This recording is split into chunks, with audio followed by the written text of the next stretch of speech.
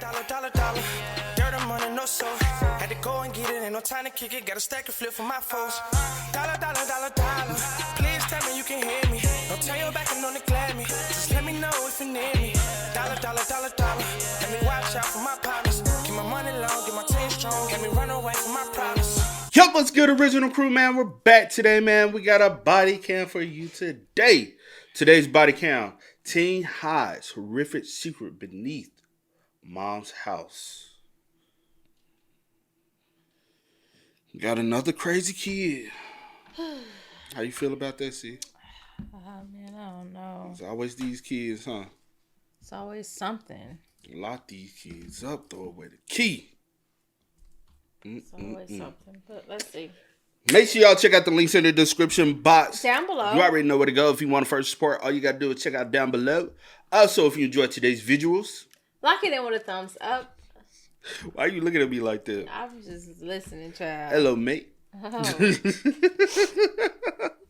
Hey, man, let's go. Hey, if you're new to the channel, haven't already, hit that subscribe button, man.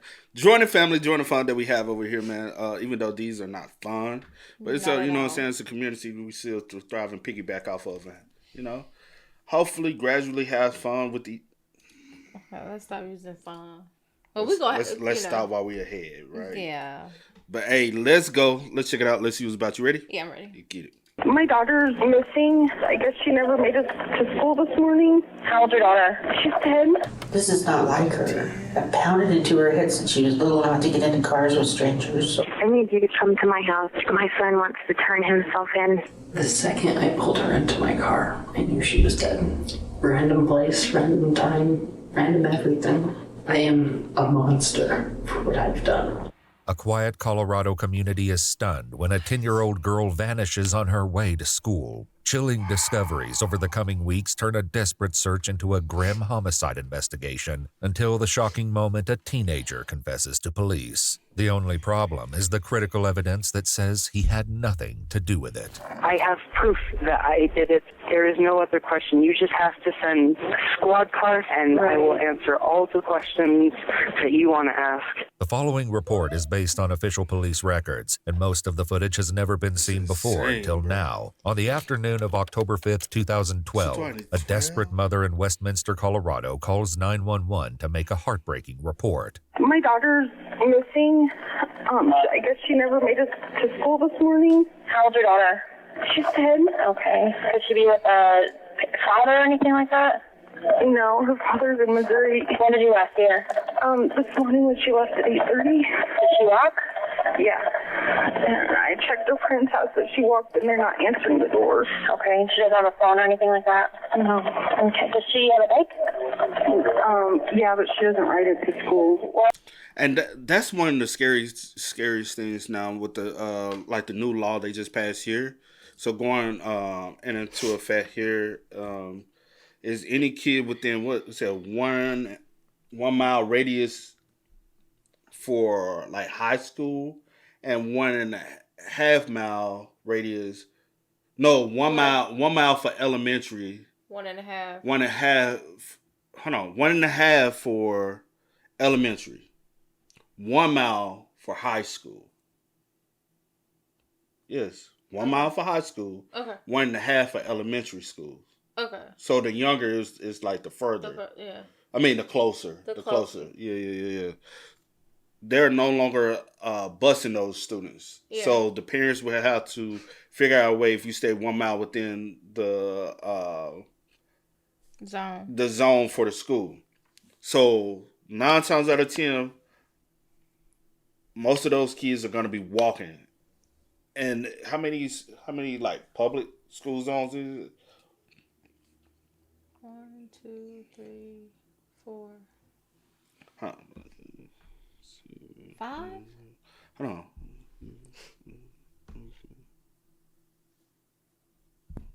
I counted 5, but you... Is it the county or is it... Because... You read the article, so I don't know. I'm saying, I can't remember if it was the city or the county, too. Because the county, you got to throw in where your friend them at, too. If it's the county. If it's just the city, that's different. Because they'll be considered the county. Mm. So then that's 3 of them over there that way. There's 3 high schools over Yeah. that way for the county.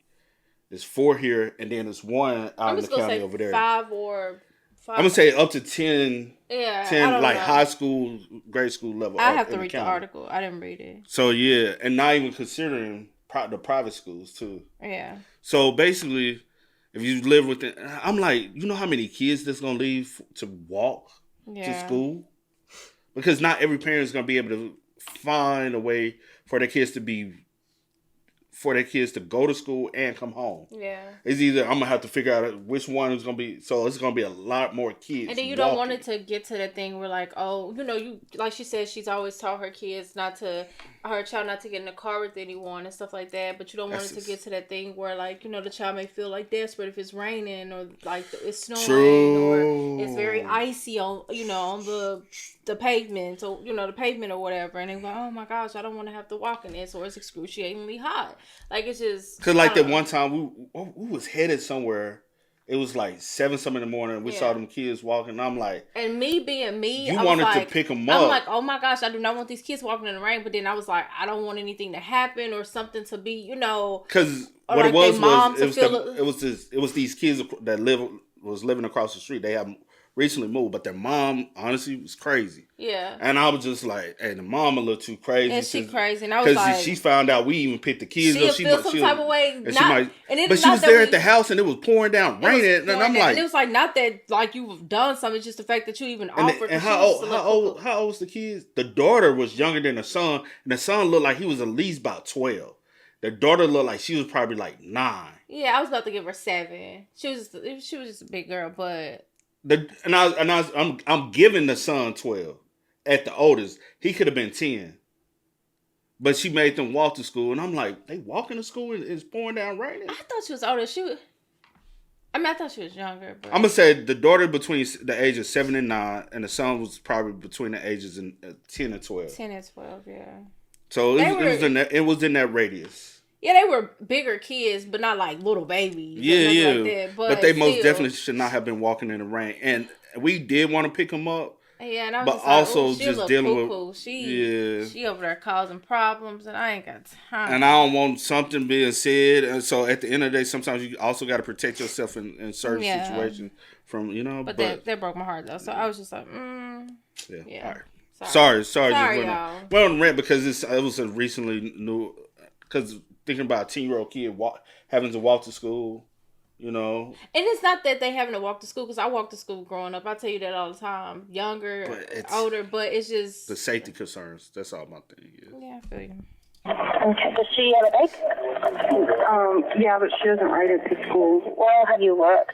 Have I worked? Looked for her. Have you looked for her anywhere? I went up to the school, and my sister's walking up to the school the same way that she walks with her dog. And I went to her friend's house and kind of looked around at the park that's down the street. There's no kids there. Okay. What's your daughter's name? Jessica Ridgway. News of 10-year-old Jessica's disappearance will soon grip the entire community. But in the early first hours, it's the family that police need to speak to, including the other 2 residents of the house, Jessica's aunt and her grandmother. How are you guys holding out? I don't know. I don't think her mother's doing well. It's kind of scary. Yeah. She never does things like this. She's a good kid. Yeah. Jessica's not really one to want to even run away. She's pretty a homebody. She's pretty, I know kind of a homebody, but is she like pretty adventurous too? I don't think so. According to Jessica's mother, she packed her off for school that morning at 8:30, bundled up for the snow, and went to bed after working the night shift. It wasn't until approximately 4 o'clock this afternoon that she woke up to see that Witt Elementary had called with an unsettling message. Jessica never showed up to school that day. And then I got in the car and I drove over to her house and knocked on the door and banged on the door and nobody answered.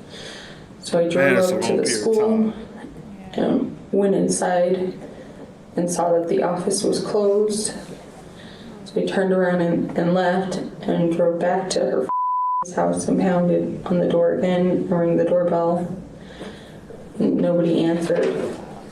And so I drove home, and then I called 911. Does she know like the house phone number? Like, She knows our house phone number by heart. Does she? She's not real clear on our address sometimes. So she transposes the numbers. Oh, does she? Does she know like your guys' cell phones at all, or just the house phone? Just the house phone. You remember like back then they literally used to teach us the house number just in case we get lost anywhere. Yeah. And I remember we ain't got it no more, but I remember that like that first house phone number. It was 7. If it's, you could say if it's like. I ain't want to. I'll get a 4. It was 6667. I'll get the last 4. I was gonna get the whole thing. I ain't just want to get like the area location because somebody can get the area location. I remember my house number and I remember my grandma's house number still to this day. It was like ingrained. My dad had one, but I didn't remember theirs. Yeah. But I remember my dad's cell phone. My dad still has the same cell phone number. Yeah. But that first house phone number, yeah, it was because it was so easy. 6667. Yeah. It's so easy to remember, and I think you should try to get like something easy like that to remember. Just so, that's easy to remember. You know what I'm saying? Like just for like kids purposes. Yeah. You don't need something complicated. You think like A375 like that. 8375. That might be a little complicated. You get what I'm saying? 8375. You get what I mean? I guess. Like a 2895, something like it's too many like outside number, like a 667. It's like you know what I'm saying? Because it's a repeated number. Oh. I don't know. I have no idea. it could be? I don't know. This is not like her. I pounded into her head since she was little not to get into cars with strangers, so I don't think she would do that. Oh, is that her? I mean, in my mind, I think maybe she started off towards school. She missed, so she went heading on to the school too. She got to school late. Maybe the door was locked, so she decided to go back home. But I don't know how she would go back home, and obviously she didn't.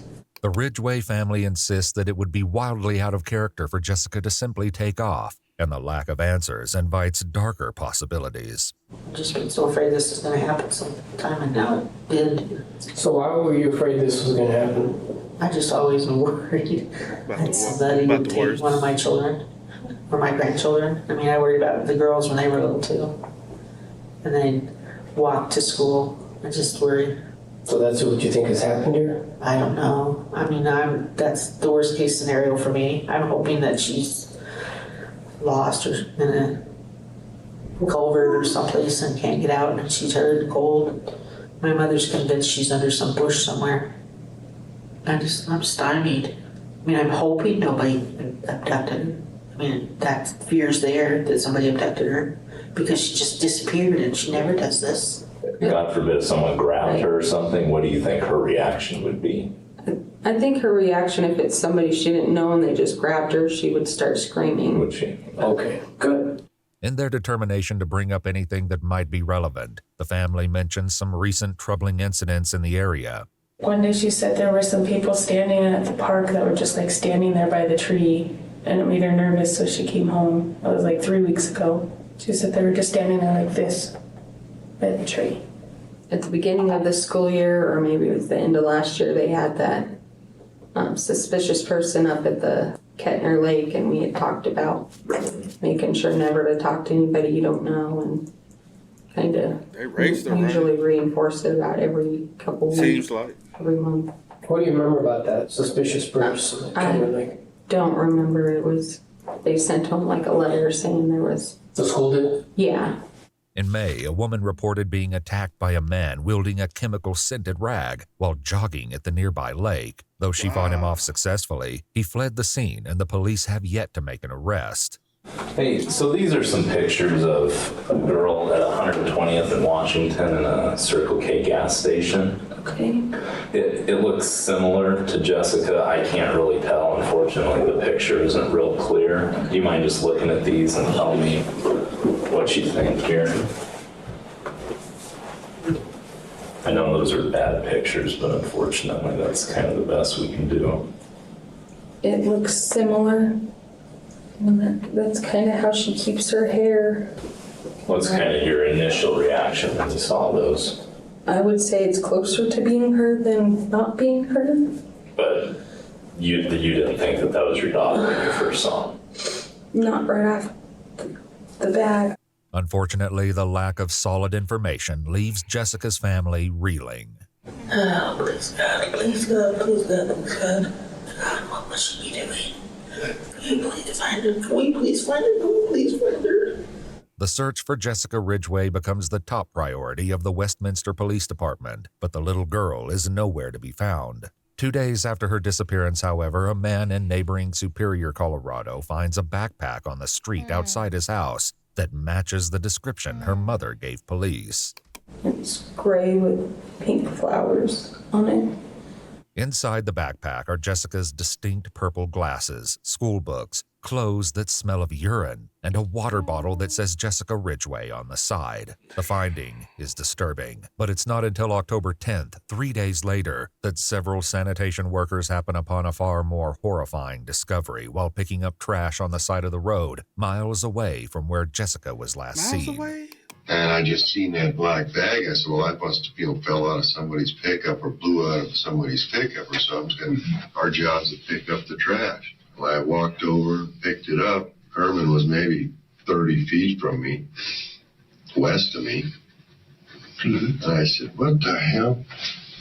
It was 30, 40 pounds, but it's only that deep, and it's a bag that's this tall. So what could be so heavy and so small? He was like, man, I went to pick this bag up. And he was like, it didn't feel right.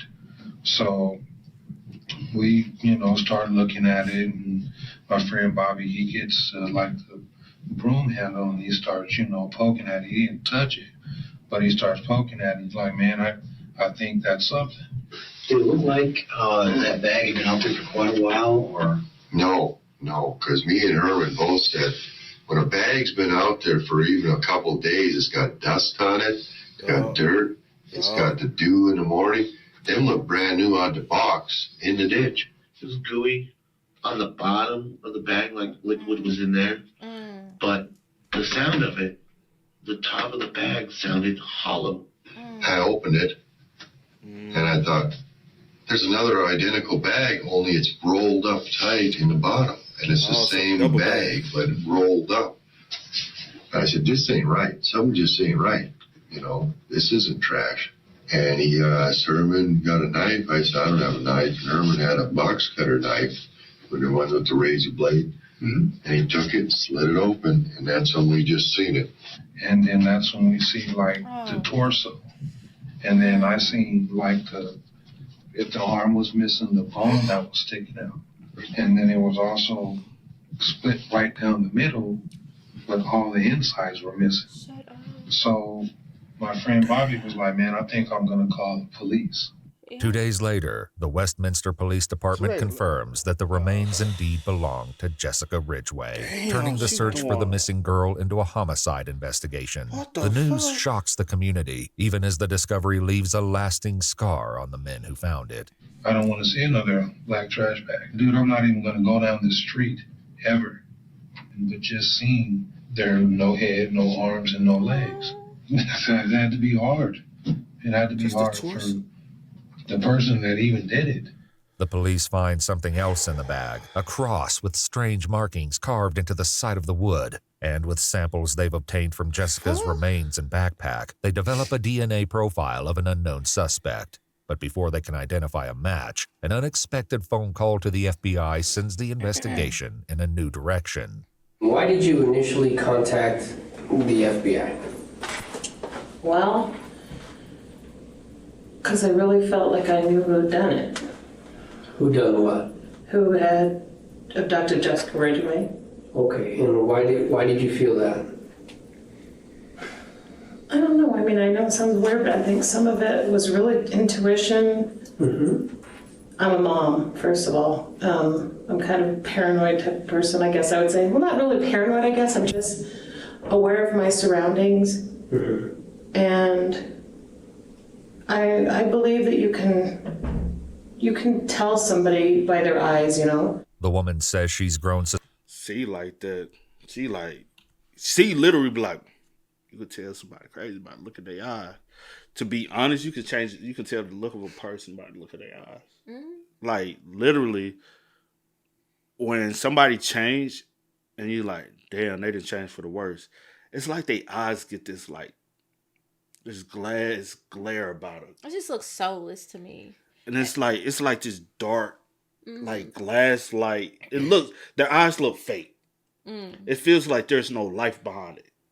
It just looks like soulless. Yeah. You can say that. You can say that. Yeah. That's when I see someone and I'm just like like something is very dark about them, and then it's also like our gut and intuition too. But I ain't gonna lie, it's been times where I done looked at people, you know what I'm saying, people that died, and then look back at them like, yo, I could tell by their eyes that their eyes changed. You look at something like a year before, and then you look at it right before they died, especially if you got the evidence, you're like, something about them changed. And then you start looking at their face, and you're like, their face got like this life, like, you know? They done lost all the life behind them. And I'm like, sometimes you be like, it looks like they ain't getting no sleep. And I'm like, you ain't get no sleep? No. All them demons. You can tell somebody by their eyes, you know. The woman says she's grown suspicious about the teenage son of her neighbor, Mindy. And Mindy had texted me in July. She says, Austin graduated today. I said earlier or something. And she said, yeah. She says he dropped out of high school, took his GED, and he's going to school in the fall to become a mortician. Mortician? What? Oh my God! Yep. What kind of? Yeah. What she's about to say? What kind of kid drops out of high school to become a mortician? Unless there's something your family is into, you rarely hear people say, hey, I want to be a mortician when I grow up. Or even if you want to be that, you don't drop out of school. You will finish high school. But it's very rare you hear people say, I want to deal with dead bodies for a living as a child. As a teenager, yeah. Oh, teenager still. Unless you on something else. Yeah, you just on some sick shit. What kind of kid drops out of high school to go to be a mortician? And the cross thing was a big part because that's something that he wore a lot of that kind of jewelry, like the hemp necklaces and rope necklaces and stuff with the crosses on them. Mindy had posted on her thing this picture of this project that he had done. And she said, I guess it was something that was at the Museum of Nature and Science or something like that. And she says, I've got it on my phone. What's the fastest, least messy way to dispose of a body? And she says, Austin knows. The FBI is already canvassing. Oh, the mama was right. What? She knew what her son was into. She said Austin knows. She knew exactly what? She condoned that stuff. Whatever he had going on. Bitch!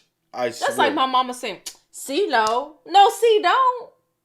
C don't know nothing about nothing. Not nothing like that. Now my mom has approached me and she's been like, you would know, like, but it's be different type of thing. Not how to dispose of a body. Or anything with a body. I don't know shit when it come down to that type of stuff. That ain't me. What? You allowed your kid to just drop out of school? She some up with her too. But the apple doesn't fall far from the tree. That's not normal. To dispose of a body, and she says Austin knows. The FBI is already canvassing the neighborhood, and when they receive the woman's tip, they quickly interview Austin and collect his DNA sample. And then she texts me right after and said, Austin just gave his DNA to the FBI. This is getting crazy. And they told me, play stupid. Well, that's at 19. Uh-huh.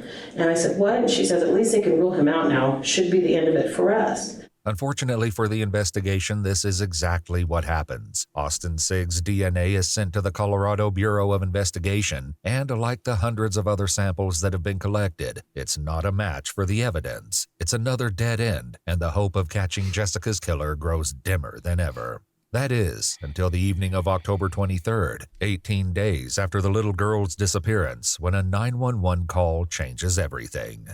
Hi, I need you to come to my house. My son wants... One call changes everything. Hi, I need you to come to my house. My son wants to turn himself in for the Jessica Ridgway murder. And what's going on there, ma'am? You not hear me? He just confessed to killing her. I know. I want you to tell me what's going on. Can you tell me exactly what he said? But he did it, and he gave me details, and her remains are in my house. Did you see them? No. Is he there with you? Yes. Is he cooperative? Yes. How old is your son? 17. What is your son's name? Austin Sig. In a bizarre twist, the very individual that investigators just cleared is now apparently confessing to the murder, and the 911 operator strives to get more information. Do you think that Austin would talk to me? Will you talk to us? Yeah, hold on. Okay. Hello. Is this Austin? Yes, it is. Hi, Austin. This is Molly at the Westminster Police Department. Hi. Can you tell me a little bit about what's going on right now, or how you're feeling, or how did this come about? I don't exactly get why you're asking these questions. I murdered Jessica Ridgway. Listen to in the manner of like how he's talking. He should have stayed in school. Something ain't all there. Yeah. You know? I murdered. Okay. I have proof that I did it. There is no other question. You just have to send a squad car, something down here, and I will answer all the questions that you want to ask, or anyone wants to ask of me as soon as you gotta get down here. Okay. The teenager will more than live up to this promise as the evening unfolds, but for now, the operator has to determine what kind of situation the police will be walking into. Do you have any weapons in your house? I do, but I plan to use absolutely none of them. I will be sitting in my front room when the police officer arrives. Or I'll be right next to my mother. I have knives in my room, and we own a few guns, but I'm giving myself up completely. There will be no resistance whatsoever. All right, Austin. Well, like just like I said, I am sending you a police officer, okay? But you have to understand that you know, we take this stuff very seriously, and like I said, you did the right thing by calling. I would have to hope that you would take this serious, because this is important. I absolutely am taking this seriously. Can you please hurry up? I need to call his dad. Ma'am, I understand you want to call your husband, and I'm sorry, but I would like to keep you guys on the phone just until the officers get a little bit closer. Well, how far are they? They're going to be there in just a few minutes. Can I get we can stay on the line, but do you have to keep asking questions? Okay, no, I don't. Mom, can I just get your name? My name is Mindy. And Austin told me he's taking like classes at community college? Yeah. Okay, what kind of classes is he taking? Bitch, she said. To be a mortician. He wants to be a mortician? Okay. The operator tries to keep Austin's mom, Mindy, calm as police make their way to the address. Mindy, take a couple deep breaths for me, okay? Yep. Is Austin still there with you? No, I'm hugging him. Okay, you guys are hugging? Okay, you... Because you know what? I was wondering. I was like, how would he... But he's not even in school. He's in a community college, so he's having to commute. So 9 times out of 10, he has his license. He's seen, because also with the scatter and the position of the items, like the backpack, it was found away, nowhere near, even a body being dumped where it was. I was like, how can a teenager? But now. And I also wonder, like, with her making the comment that he knows how to dispose of a body and stuff like that, did you say that jokingly because of what he's going into and he's into that stuff? Yeah. Because I'm thinking if you knew, I do wonder, has he showed like any signs of anything as well? Yeah. Because I'm wondering, I'm thinking you making like that comment because you know that your son is like. But he's also going to school for the mortician, so you assume. So you just like, he would know how. Yeah. You definitely did the right thing. You tell me when the officers get there. They're coming to your front door. I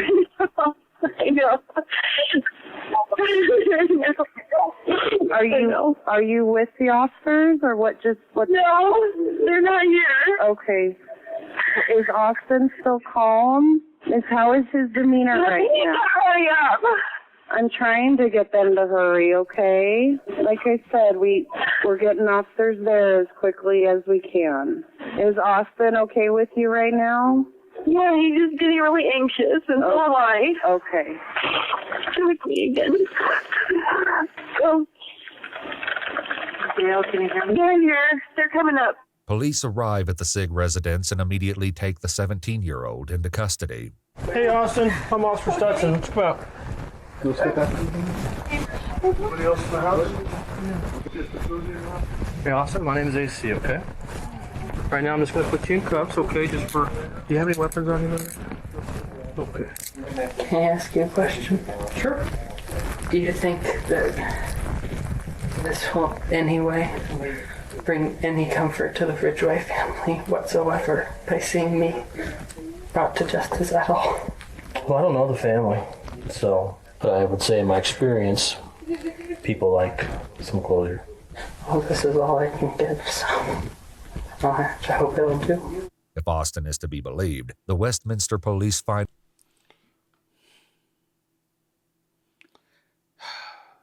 he low-key do got some darkness within his face.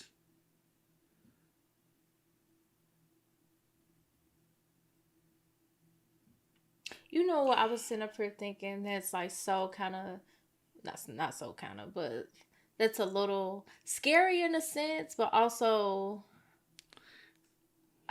I guess also unfortunate, like depending on like situations. Say for instance, in this case, he didn't call and turn himself in. Y'all literally had DNA that did not match, and y'all just ruled him out. And I wonder were y'all even going to continue to like. And even the DNA, like where was the DNA technically found for y'all to say, hey, this DNA is important? Yeah, it's important. Let's match it. Oh, it's not a match.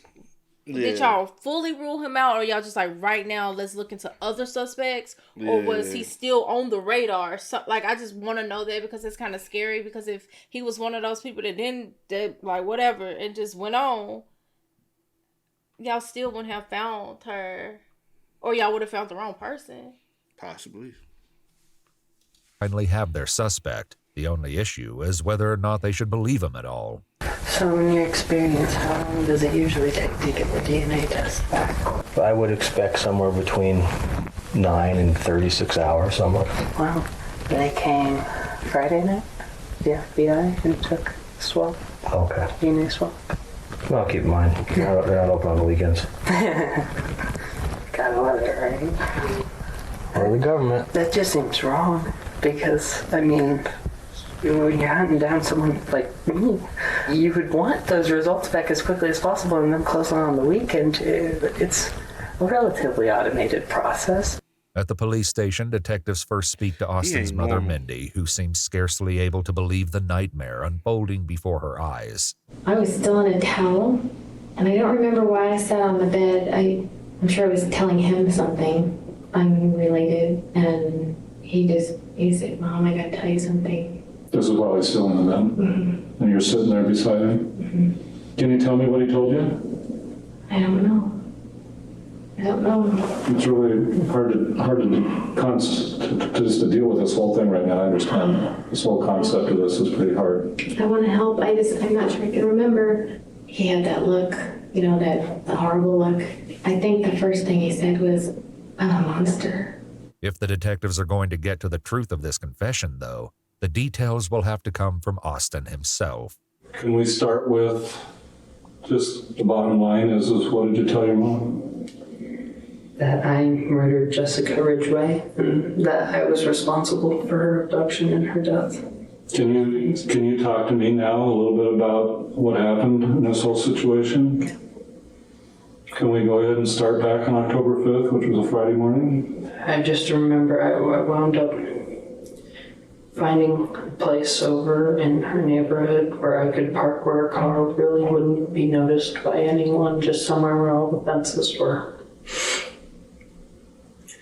Because, while I was driving, I was just kind of looking, and I saw her, and I found the place to park, and I parked, and I waited. what motivated you to want to do that day? Because you was like, or did it just snap in your head to do it? He said, I saw her walk and then I went to, like, were you actively looking or wanting, or had you seen her several times before and was like, okay, one day. I know she walks to school every day. Yeah. You know. Or did you just like felt the need that day to find somebody and she was there. Yeah. It was an opportunity and he ran, you know? When she walked by, I grabbed her. Were you standing by your car when you did that? I was inside my car in the back seat. Because I had parked and I had hopped into the back seat and I grabbed her and I pulled her in. Okay.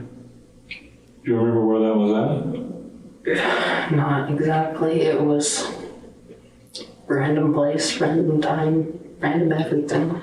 Well, when you went out that morning, Friday morning, which was early in the morning, and you drove over to Jessica's neighborhood, what were you planning on doing that day?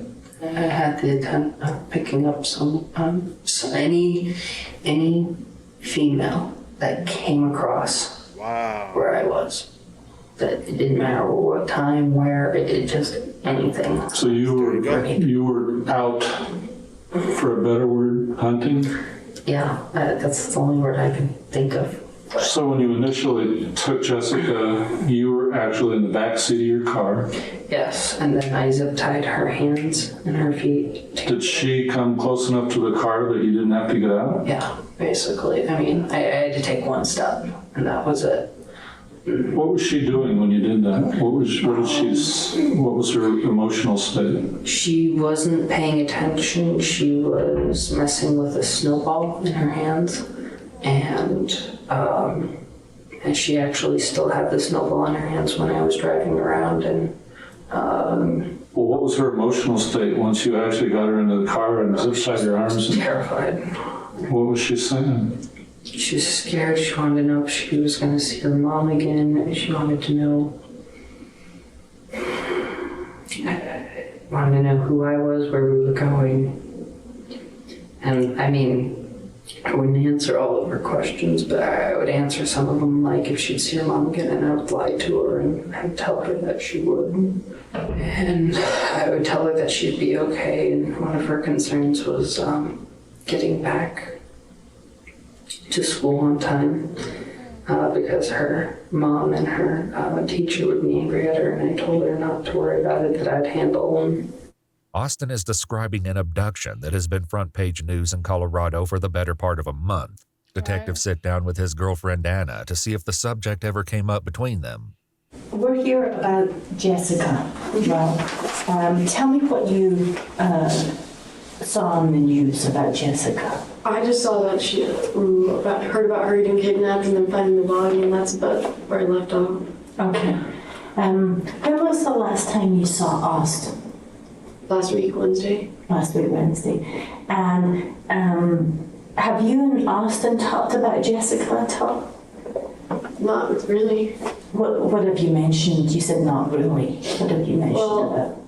We were talking about how we couldn't think about anybody could do that to somebody. That's pretty much it. But Anna doesn't yet know that her boyfriend has admitted to his involvement in this horrific crime, and she certainly doesn't know the chilling story he's sharing with the detectives. So after so long of driving around, I found a place to park where I checked her backpack and she had no cell phone or anything. And after that, I hopped back in the front of my car and I drove back to my house. And I hopped out of the car and I opened the garage door and I drove in and I shut the garage door behind me. Let her out of the back of my car. I undid the zip ties. And I took her up to my room. And I sat her in my room and I played Netflix on the TV for her. It was either like Family Guy or something. I don't remember. It was some cartoon. I just kind of sat there. Austin tells the police that he left the room at this point to get Jessica a Coke and a microwave pizza to eat. You actually went to the kitchen and got that for her? Yes. Well, you leave her there? Yeah. Could she have gotten out? I mean, would you have seen her leave or heard her leave? If she would have went by the window, then no. But any other way, then probably. So this is on the second floor, right? Yeah. It's got a two-story home. No, and she didn't put up any fight at all. Austin's grim confession takes place against the backdrop of the conflicting DNA evidence, and his grandmother appears to think something else may be going on here. Do you know why you're here? Because there has my grandson seems to believe that he committed a murder. Okay, and your grand... That's what I understand. This is horrible. This is the most horrible thing. There's got to be something wrong. He's not this person. Well, maybe he made it up, you know, like I always say, what makes a killer, see? I'm killing. One thing. And it's the act of taking a life. Act of actually taking a life. No one that walks this earth is a killer until they kill someone. No one's a thief until you steal something. No one's a liar until you lie. It's the act upon doing it. So anybody, I could say, she ain't no murderer. She ain't never killed nobody. I don't know. You know what I'm saying? Mm.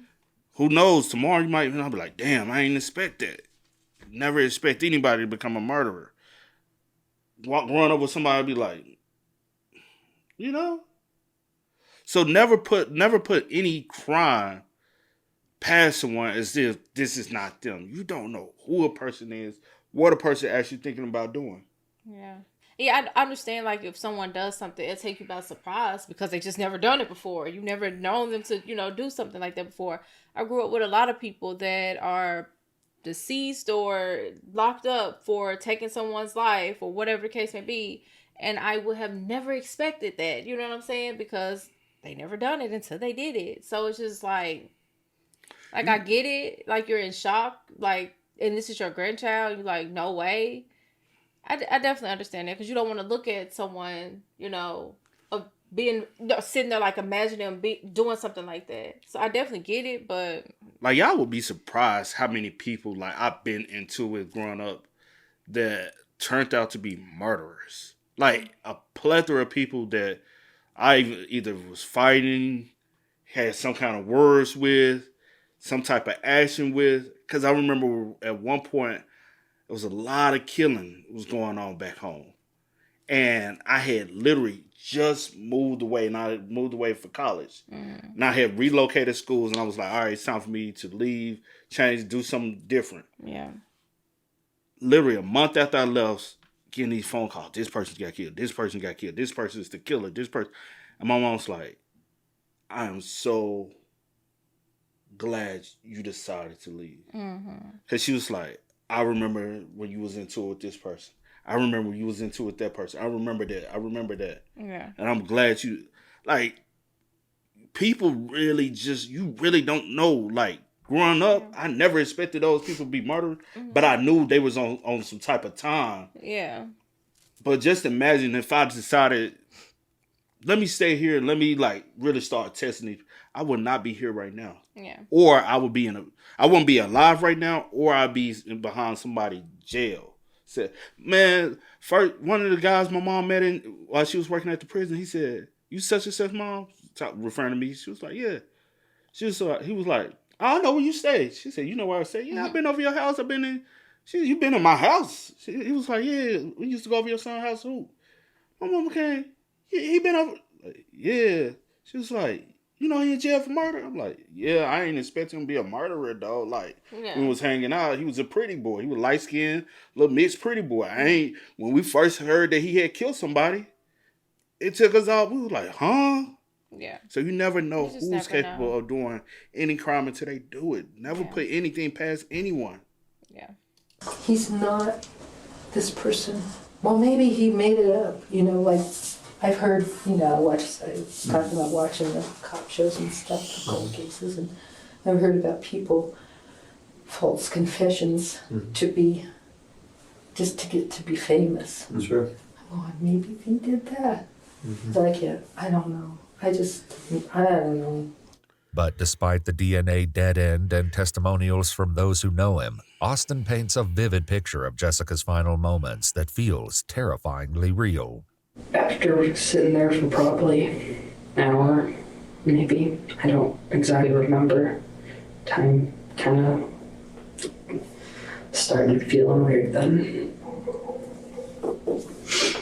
After that, I asked her to change into a pair of a shirt and shorts that I had, and I let her go into the bathroom to do that, and she came back, told her to put all her clothes in her backpack and get her backpack ready and everything to go. You know, it said reeked in urine. Yeah. So in that car, she knew, and she, you know what I'm saying, relieved herself out of fear. Could have did it when she snatched her. Could have did it while she had been sitting in the room. But at some point, yeah. Go back. And then after she was done with that, I walked up behind her, and I initially tried to use zip ties to strangle her, but those cut into my skin and didn't really work and weren't doing a job that weren't doing it. So I immediately, just without even removing the zip ties or anything, I immediately switched over to just strangling her with my hands. How did you use the zip ties? They weren't quite long enough, so I daisy chained two of them together and I wrapped them around her neck and I pulled it tight, but it inevitably tore through my hand and wound up breaking. You actually have a mark on one of your fingers. Is that from the zip tie? Both, yes, on both hands. There's one. On both of the index fingers right here, you have a little mark where those were from pulling on the zip ties? Yes. When I choked her, I closed my eyes and I just said, "I'm sorry, I'm so sorry." And then after she was dead, after she was, what I hope was dead, I put her into my bathtub face down, and I made sure to fill it up with water to make sure that she was definitely dead. And then I cut off the clothes and threw them in a trash bag, and then I sat and I cried. According to Austin, that was only the beginning of an unspeakably dark morning. Why did you feel like you had to take her arms and legs and her head off? Because I felt like it was the only way that I could conceivably hide the body, is if it was in more manageable pieces, I guess. It's a stupid question, but why are you trying to hide the body? As soon as I realized I was past the point of no return, it's either get away with it or go to jail forever, possibly be executed, possibly anything. I didn't know. I don't know what my future's gonna be. So you're fully understanding the consequences of what you've done, and that's why you're dismembering the body? No, that's not why. That's why I turned myself in. It's because I understand the consequences of what I'm doing. The dismemberment was from that forensic science class. We had learned about serial killers, stuff like that, and the successful ones always seemed to be the ones who were able to make the body disappear completely. My main goal initially was to make it so that there was no trace, no nothing, where it was just disappear off the face of the planet. Is that something you thought about before when you were thinking about doing that to someone? No. How would you thought you were going to do that? I figured with just the utility knife, because I know that you can go around the human skeleton fits together kind of like a jigsaw puzzle. You get the right spot, they come apart. He tells the detectives that he dismembered Jessica's body using the utility knife and an electric saw from the garage before stuffing her parts into several garbage bags and hiding them in a backyard pool shed. A couple of days later, in an effort to direct the search for Jessica to a different area, he left her backpack in a distant neighborhood. I felt like that didn't work.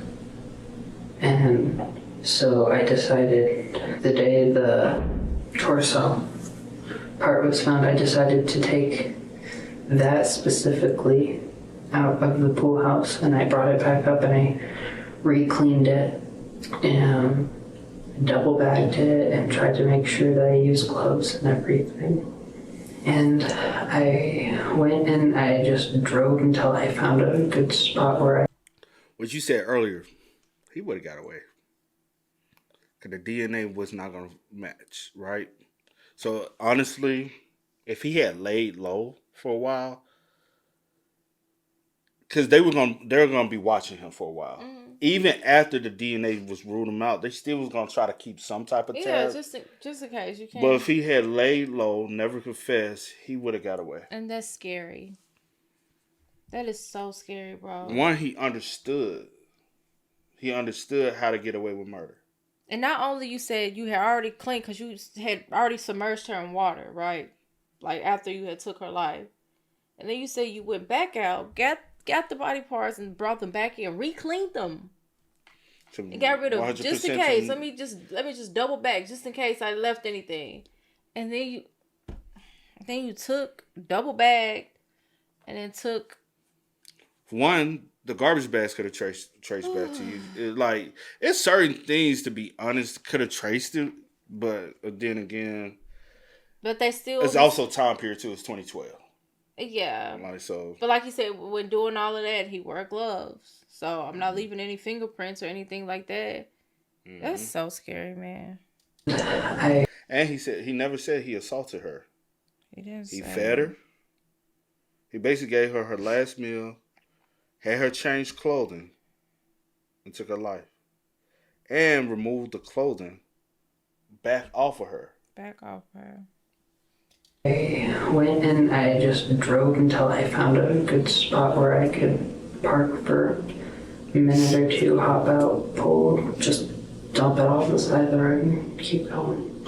Because I felt like that was the biggest piece that I had to get rid of. Because it was, I don't know, the worst. But there was also a wooden cross found in that bag, an item Austin says he included as part of his devious ploy. I was just walking throughout, and I walked into my room, and I happened to see it just sitting there, so I cut it off with its rope, and I just made some random engravings on it with the blade, just to, in case. What markings did you make on it? Well, initially I was going to go for something cryptic like 666 or something that would be very clear that it was religious and demonic or something to get them on that. Did you think that would distract them from you? I ain't gonna hold you. He thought of everything. The little fucker.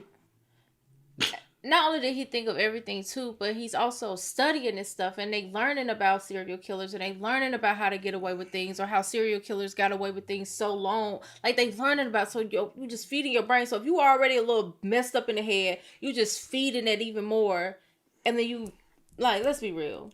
Because he said, "Hey, I put the backpack over here." He knew not to put DNA even on the backpack. I tried to disclose that to get y'all through it. That really didn't work for y'all. The garbage bag, I wanted to put an indication in that to kind of get y'all to look elsewhere. He's constantly trying to throw y'all off of him. And the only thing, honestly, that brought him is his mom's mouth. It's his mom talking too much, which is a good thing. But if his mom wasn't a blabbermouth, it wouldn't even bring suspicion to him. That's some sick, evil stuff to do something like that. And then it's just let me just cover all my tracks. Let's do this. Let's do that. You did a lot to that baby. He thought of a lot of ways to get away with it, and damn near did. Right. If they're looking for a religious fanatic, I'm not one. Okay. And. I mean, that's what I was trying to do, is make it so I didn't fit the bill. Okay. Do you remember what the markings looked like that you did put on it? I put the 3 little etchings on the front, and then On the back, I think I scribbled a Z or an S. I think it was like an S, or just kind of back with R. And what did you use to carve it with? The same utility blade that you'd used when you with the body. Yeah. Okay. Austin says that he spent the week since the murder racked with anxiety, though it appears that his girlfriend didn't notice. What about his attitude? How has he been in the last month? Is there anything different about him? Not at all. Okay. Does he have any injuries on him? Mm-mm. You haven't seen any injuries? What about, has he seemed happier than usual or sadder than usual or anything like that? Have you noticed anything different about him? Mm-mm. It seems that even those closest to Austin noticed nothing out of the ordinary, but then again, perhaps the young suspect was practiced in maintaining an innocent facade. Does anything else happen before today? One thing I had forgotten about until the media had brought it back up is the incident at Kettner Lake where the young lady was attacked. Mm-hmm. That was me as well. Okay. When you talk about the Kettner Lake incident, do you remember what you did on that case? I remember I made chloroform. I parked my car there and I just kind of went and took a few laps around the... Remember earlier I asked, I said, what makes this the day? This has been on him. He's been, and the reason why it was easier for him to do the little girl, because she didn't put up a fight. The girl at the park put up a fight, and he couldn't do it. For one, he's still, at the end of the day, even though he's 17, he's still a kid. A grown adult possibly could still fight him off. You know what I'm saying? Certain individuals, but with Jessica only might being 10 overpower. and smaller. Yeah. Even though a woman, I don't know, like the size of the woman, but still, it's, I guess it was an older woman, right? 20, Not older, in her but 20s. She was in her 20s. Yeah. And then it'll be a little bit more of a... She could put up a little bit better fight. Jessica she's a 10-year-old little girl. And in the manner he did it, he knew he fucked up then, and he learned from that mistake. And he took some time. He was like, next time is going to be the one. Yeah. Because he was unsuccessful the first time. That's my God. And he's able to continue to live a relationship. Nobody paying attention to signs. I guess he's been weird, and they just were like, "Oh, there's nothing." That's terrifying to even like. Cause your own family ain't noticing shit. That's the insane part.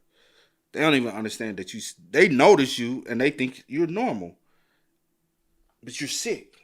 I just kind of went and took a few laps around they have a little walking path that you can walk around, and I waited for what I felt was an opportune time, and I just walked past the lady who was just walking by herself, and then I turned around and I tried to grab her, and she knocked me to the ground, and I don't remember after that. I remember going blank again. Austin says that despite his chloroform-soaked rag, the woman was able to fight him off, but his involvement in this earlier incident is made all the more surreal and heartbreaking by the fact that Jessica's mom mentioned it in her first sit-down with the police. Mm-hmm. What was your purpose in grabbing this girl? I don't honestly know. My intents were probably to do the same thing to her what I did Jessica. While the police have yet to match the DNA from Jessica's remains to Austin or any other suspect, they have linked it to the Kettner Lake attack. Despite the lab results, it looks increasingly likely that the young man before them is responsible for both. And if this violence seems to have come from nowhere, a closer look reveals that there were signs along the way. He had to go into therapy because... Austin? Yeah, okay. Austin. His mother... And not saying therapy is a sign of any indication, not saying that, but... I feel like everyone needs therapy some way, some form, whatever it is. But the fact that you sitting up here saying, But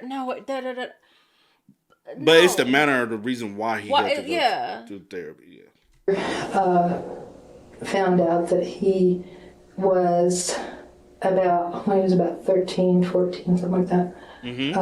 They call it addicted to pornography. Oh. And At age 13 or 14, you said? Yeah. Okay. I'm going, isn't this kind of normal for guys? You know? But investigators will quickly learn that there was nothing normal about the content Austin was consuming. Describe to me what it is that you've seen. Like bondage, like forced sex. I've seen like dismemberment. I've seen everything. It wasn't just normal material that he was watching, because all boys at a young age, they start seeing stuff, they start, oh, okay, you know what I'm saying? So just because but it was the type of stuff he's consuming, it was the extreme nature, you know what I'm saying? And so it's like, okay, red flag, you into dismemberment, you into strangle, bondage, tying people up and stuff like that. You know what I'm saying? At such a young age, and then your mind is so undeveloped. So you know what I'm saying?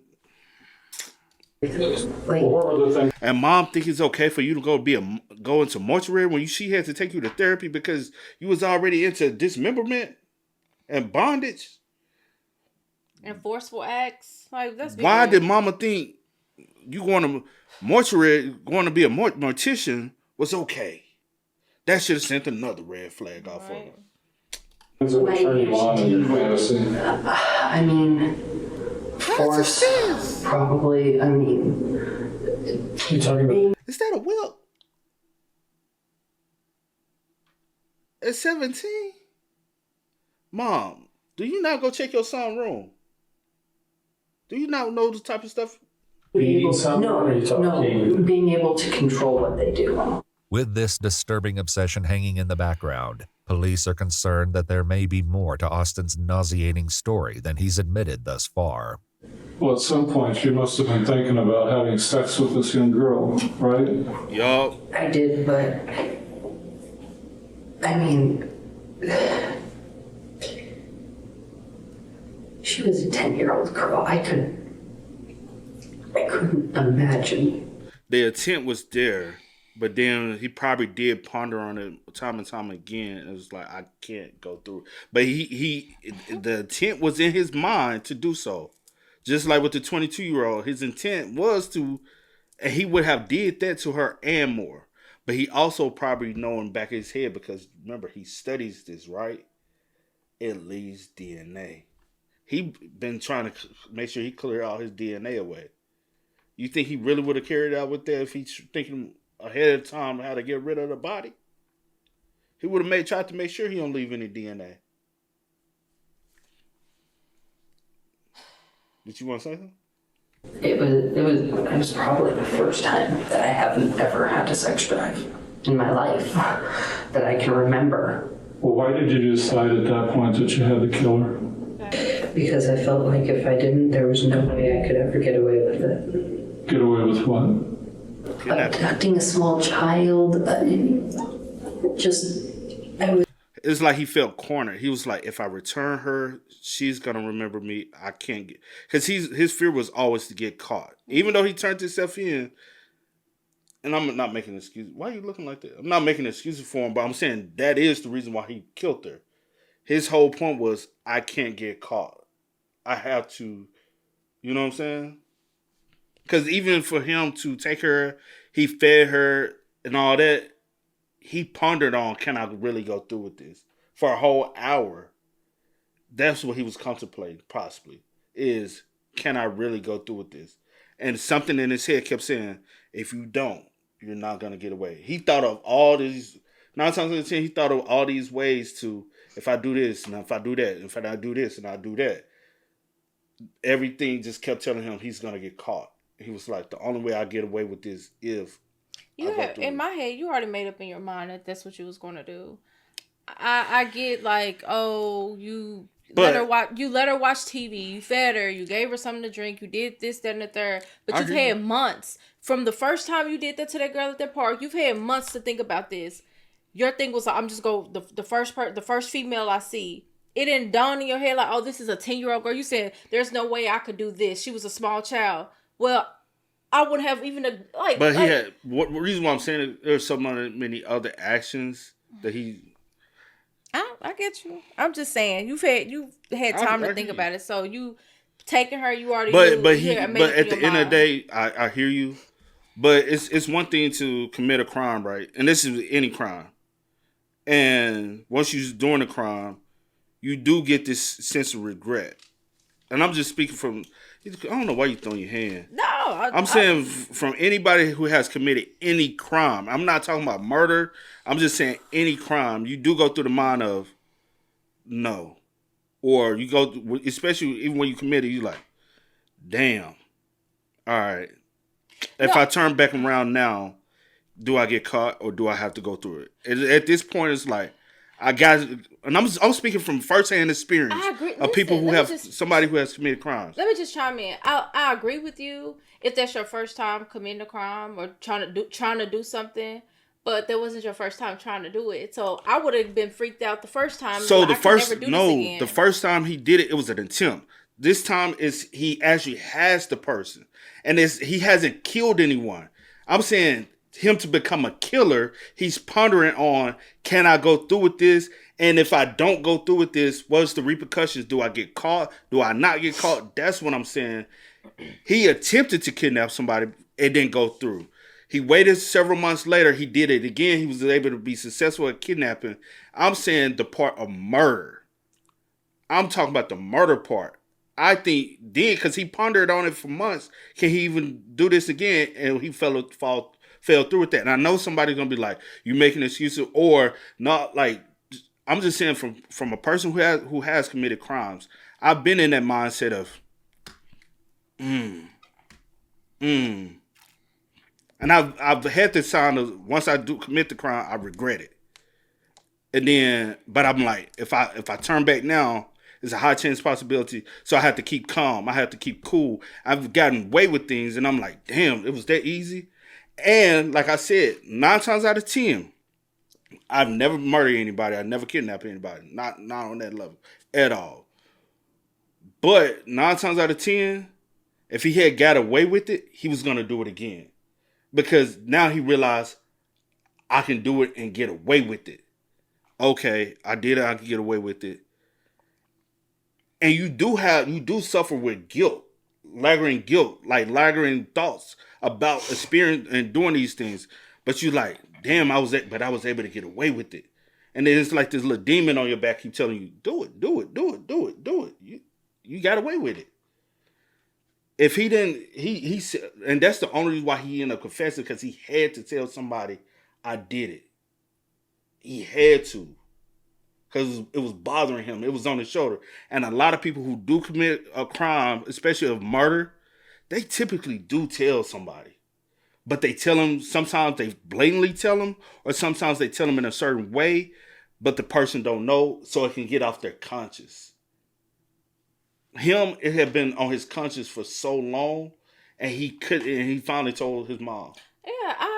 Yeah, I get all of that. I'm talking about everything else we was talking about. Like, I get that part. That's something totally different. Yeah. Like, you added that. Like, I was just speaking on the act thereof. Yeah. But not telling someone. But what I'm saying, I do believe, like, it was a slight thought process of him saying no.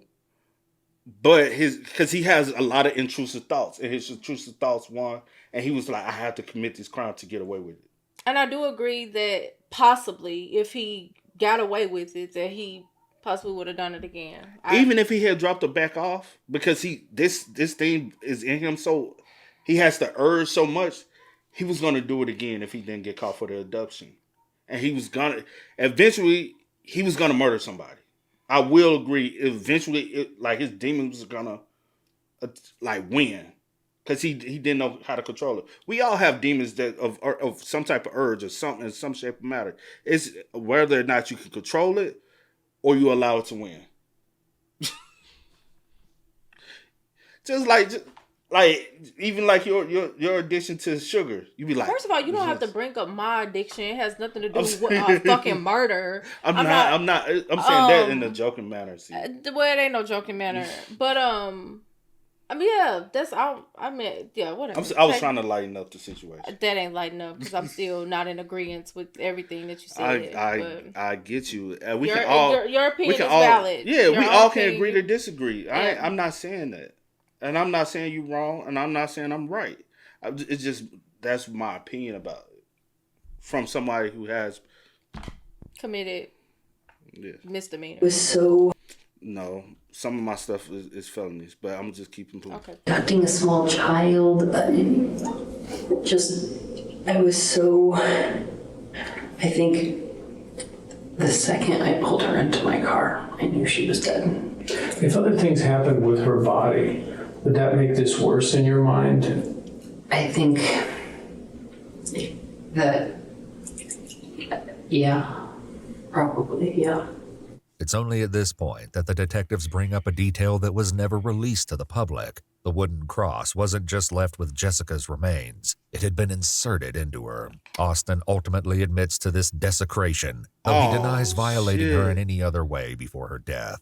How long have you been thinking about doing something like this to a young girl?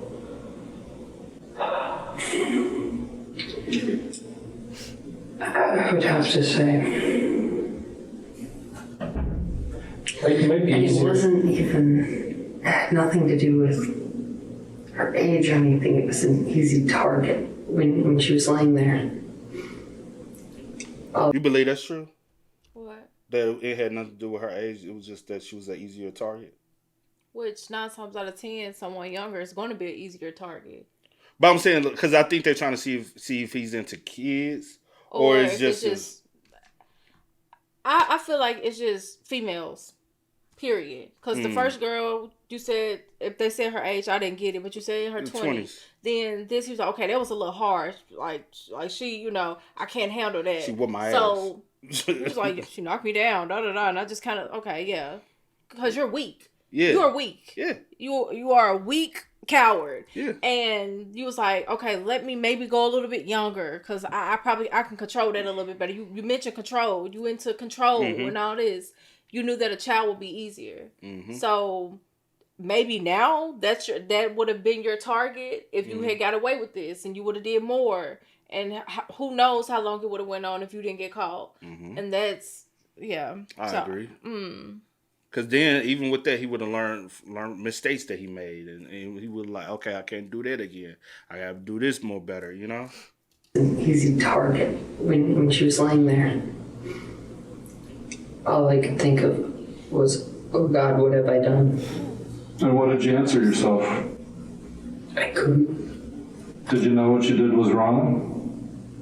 I did, but I couldn't. I couldn't believe that I had done what I had just done. What do you think society would think about what you did to Jessica? I don't know about society because I've never really been that great with it, but I know that personally, I am a monster for what I've done. I couldn't find a better word to describe evil than exactly what Did you say evil? Evil, yes. Austin has admitted responsibility for one of the most shocking murders in Colorado history, but a piece of the puzzle remains missing. That piece is soon found when investigators realize that Austin's original DNA sample to the FBI was lost, and his name was cleared in error when they tested. Oh, y'all fucking lying. That pisses me off even more. I'm really just sitting here. Instead of y'all like saying like we lost it, we're gonna have to. My bad. You speaking. No, you go. No, go. I was just saying that pisses me off even more because I'm really sitting here thinking of how could his DNA have been cleared when even with the little the cross thing. Even with that, this is something that he wears or that's in his house that he's touched. There would have been something, a partial of something, like anything. The fact that he was just cleared and there was just that bothers me so bad because like I said earlier, if he did not call or tell his mom and she called and he was like, I want to turn myself in, y'all wouldn't have probably looked his way again. Because even though he was smart, he been studying how, like not smart, he's not smart, but he's been studying how to get away with murder. He's still 17. He's still a child. So he's gonna do something that still leaves evidence. How did y'all lose the DNA? Man, I have so many questions, bro. And instead of redoing it, y'all said, "Oh, he was cleared." Somebody deserved to be fired. Somebody dropped the ball, bro. And their job need to be gone. DNA sample to the FBI was lost, and his name was cleared in error. When they test a fresh swab, the result is a match. But even without that match, the evidence is impossible to deny. Let's go back to Jessica again. What you talked about the torso part. What happens to the rest? What do you do with everything else? Everything else, I moved then from out in the backyard because I felt like they had cadaver dogs or search dogs or something combing our area. And so I moved all those pieces from in the back of where the pool house was to where the detectives found them tonight. Where was that at? Under my house, under a crawl space. The remaining pieces that are in your house, what do you think is still in your crawl space? The skull, the head, the arms, and the legs. In a statement in court the following year, the judge overseeing the case said, quote, "Evil is apparently real. It was present in our community on October 5th, 2012. On that day, its name was Austin Sigg." Austin pled guilty to 15 charges relating to the kidnapping, murder, and sexual assault of Jessica Ridgway, the attempted abduction of the jogger at Kettner Lake, and possession of explicit material involving minors. Although being 17 at the time of the crime spared him for the death penalty, the judge sentenced him to life in prison for the charge of first-degree murder and at least another 80 consecutive years for the additional charges, ensuring that he will never be released.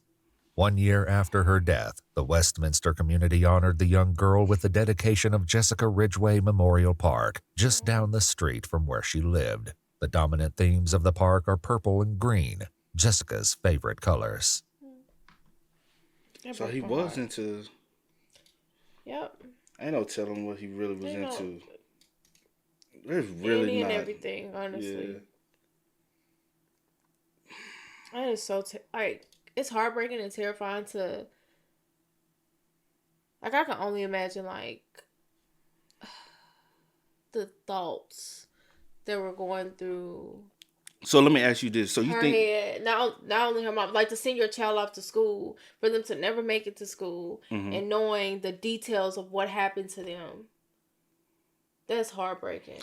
But you can ask your question. No, I'll just say a statement. I wonder, did he ever like really think about letting her go? Because he like what he said, like even with her getting in the car, he knew then. And I wonder is he was like more in his mind, I gotta carry this out since I've done it. You get what I'm saying? Since I've done it now, I have to carry it out. There's no way. But I'm like, typically you would think, like, why you feed her? Like, why you have her change clothes? Like, why you had this? I feel like that's also part of a control thing and seeing that you want her to, be comfortable and trust you in a sense or whatever the case may be. Seeing she gonna escape. Because how long were you downstairs? Yeah, I don't know what it is, but I think it's some type of sick mind thing. It's a sick mind game. I feel like that he was playing or whatever the case may be. He got a thrill out of it. But I do feel like, no, he didn't have... We can agree to disagree with that. No, I'm just saying. Just my opinion, I don't feel like he truly had any intention on letting her go. Like, it probably came across his head for a split second. That's what I'm saying. But I don't think he really thought about it. Like, really, like, contemplate, like, man, like, I don't think so. You, like I said, you had all these months to plan it. That's like me trying to do something. It wasn't successful. I'm not gonna touch that again because I ain't like that made me feel some type of way. I'm not. But you planned another basically abduction and was like, okay, yeah, this is the one. Like literally, you said a hunt. You went on a hunt. You parked. You got in the back seat. Like, you did so many things before she even walked down that sidewalk. Mm-hmm. You had ample time to change your mind. And be like, no, this ain't it. Yeah, I agree. No. I agree with that 100%. It was just me. I'm like, did it ever cross his mind to, you know what I'm saying? Yeah. But who knows? Only person who knows that is him. He has a very sick mind. And he described himself to the best. He's a monster. You're an evil monster. That. Like, and honestly, family saw signs, but they ignored it.